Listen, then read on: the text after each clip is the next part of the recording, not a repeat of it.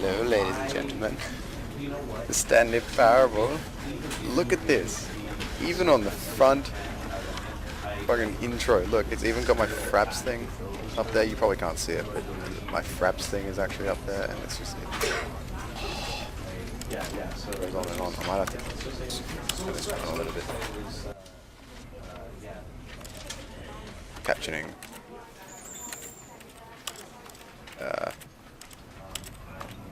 Alright, begin the game. I want to get this done as quick as possible. I am so excited. I've been waiting for this. Oh yes, loading. This is the story of a man named Stanley. Stanley worked for a company in a big building where he was employee number 427. Employee number 427's job was simple. He sat at his desk in room 427 and he pushed buttons on a keyboard. Orders came to him through a monitor on his desk, telling him what buttons to push, how long to push them, and in what order. This is what employee 427 did every day of every month of every year. And although others might have considered it soul-rending, Stanley relished every moment that the orders came in, as though he had been made exactly for this job. And Stanley was happy. And then one day, something very peculiar happened. Something that would forever change Stanley. Something he would never quite forget. He had been at his desk for nearly an hour when he realized that not one single order had arrived on the monitor for him to follow. No one had showed up to give him instructions, call a meeting, or even say hi. Never in all his years at the company had this happened, this complete isolation. Something was very clearly wrong. Shocked, frozen solid, Stanley found himself unable to move for the longest time. But as he came to his wits and regained his senses, he got up from his desk and stepped out of his office. Alright, so from that, we can tell that this is awesome. And this is what I saw in their demo, so that's kind of creepy. But Stanley simply couldn't handle the pressure. Oh! What if he had to make a decision? What if a crucial outcome fell under his responsibility? He had never been trained for that. No. This couldn't go any way except badly. The thing to do now, Stanley thought to himself, is to wait. Nothing will hurt me. Nothing will break me. In here I can be happy forever. I will be happy. Stanley waited.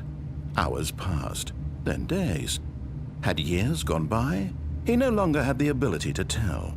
But the one thing he knew for sure, beyond any doubt, was that if he waited long enough, the answers would come. Eventually, someday, they would arrive. Soon, very soon now, this will end. He will be spoken to. He will be told what to do. Now it's just a little bit closer. Now it's even closer.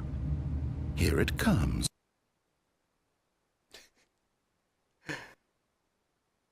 So, did I fail? I did fail, okay.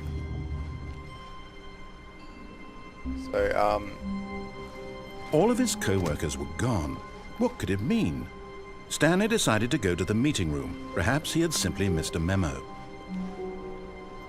yes, so this game can finish No in matter so how many hard different ways. Stanley looked, he couldn't find a trace of his co-workers.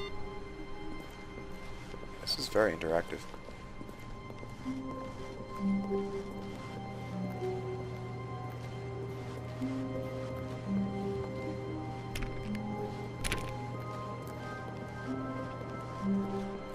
From what I know, this game can end so many different ways.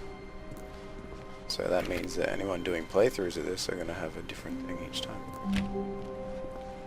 When Stanley came to a set of 2 open doors, he entered the door on his left. Now this is where I decide what I want to do. Do I want to follow what the narrator says? Or do I want to completely go against what he says? I kind of want to go with what he says, because then he won't get angry.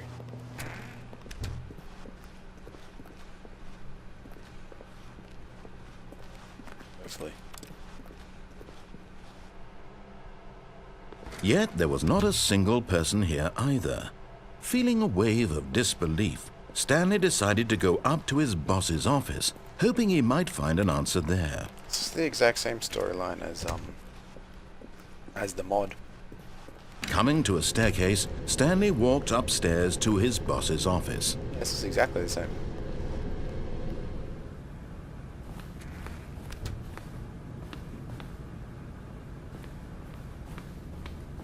Stepping into his manager's office, Stanley was once again stunned to discover not an indication of any human life. Shocked, unraveled, Stanley wondered in disbelief who orchestrated this, what dark secret was being held from him. What he could not have known was that the keypad behind the boss's desk guarded the terrible truth that his boss had been keeping from him. And so the boss had assigned it an extra secret PIN number, 2845. But of course, Stanley couldn't possibly have known this. Yeah, they changed the password, of course. Yet incredibly, by simply pushing random buttons on the keypad, Stanley happened to input the correct code by sheer luck. Amazing. He stepped into the newly opened passageway. Yeah, the only thing they changed was the key code number. All basically the same.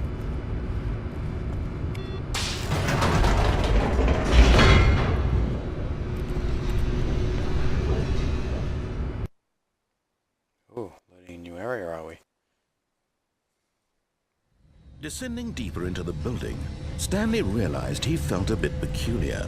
It was a stirring of emotion in his chest, as though he felt more free to think for himself, to question the nature of his job.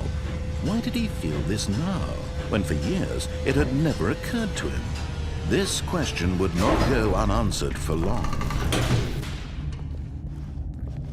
Alright, so this is creepy. Stanley walked straight ahead through the large door that read Mind Control Facility. See now, I could escape, but I know the ending to what's going to happen if I go in here. So we're going to go in here. Button.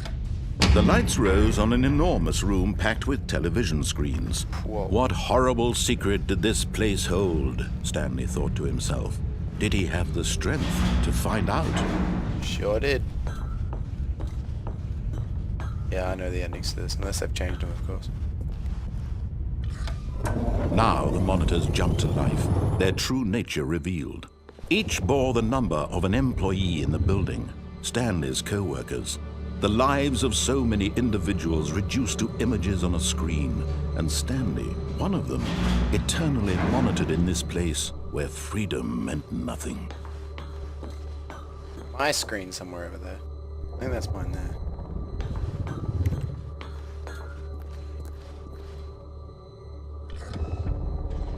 This mind control facility, it was too horrible to believe. It couldn't be true. Had Stanley really been under someone's control all this time? Was this the only reason he was happy with his boring job? That his emotions had been manipulated to accept it blindly?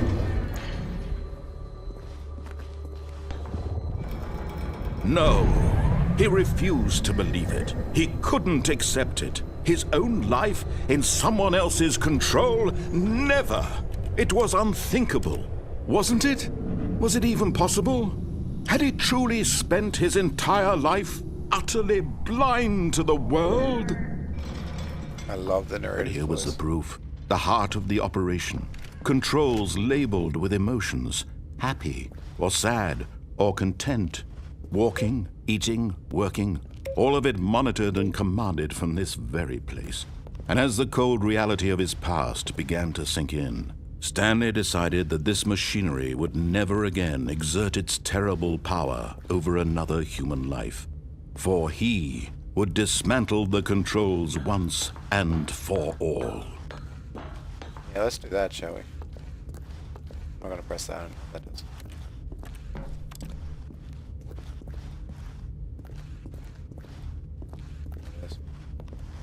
Whoa, that's a big screen. See now, from what I remember, turn it on, you die. And when at last he found the source of the room's power, he knew it was his duty, his obligation, to put an end to this horrible place, and to... And if you turn it off, you live.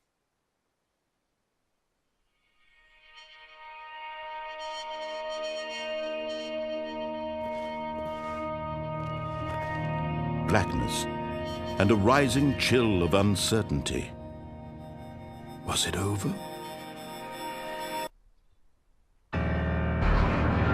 Yes! He had won! He had defeated the machine, unshackled himself from someone else's command. Freedom was mere moments away. And yet, even as the immense door slowly opened, Stanley reflected on how many puzzles still lay unsolved. Where had his co-workers gone? How had he been freed from the machine's grasp? What other mysteries did this strange building hold? But as sunlight streamed into the chamber, he realized none of this mattered to him, for it was not knowledge or even power that he had been seeking, but happiness. Perhaps his goal had not been to understand, but to let go. No longer would anyone tell him where to go, what to do, or how to feel. Whatever life he lives, it will be his. And that was all he needed to know. It was perhaps the only thing worth knowing. Stanley stepped through the open door. Did I, though? I can't go anywhere else, fuck. Stanley felt the cool breeze upon his skin, the feeling of liberation, the immense possibility of the new path before him. This was exactly the way, right now, that things were meant to happen. And Stanley was happy.